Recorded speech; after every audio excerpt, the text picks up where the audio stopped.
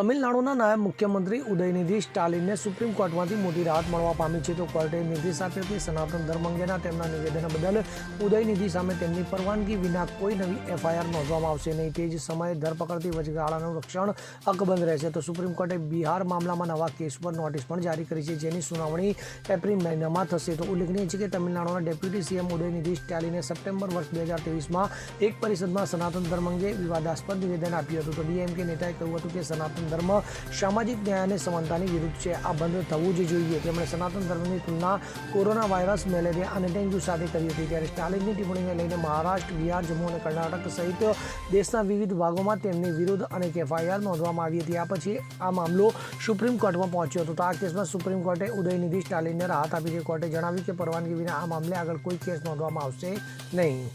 Bureau report, CN24 news. હવે જુઓ દેશ દુનિયાની તમામ ખબરો તમારી આંગળીના ટેરવે. ઉઠાવો મોબાઈલ અને ગૂગલ પ્લે સ્ટોર પરથી ડાઉનલોડ કરો અમારી CN24 ન્યૂઝ મોબાઈલ એપ.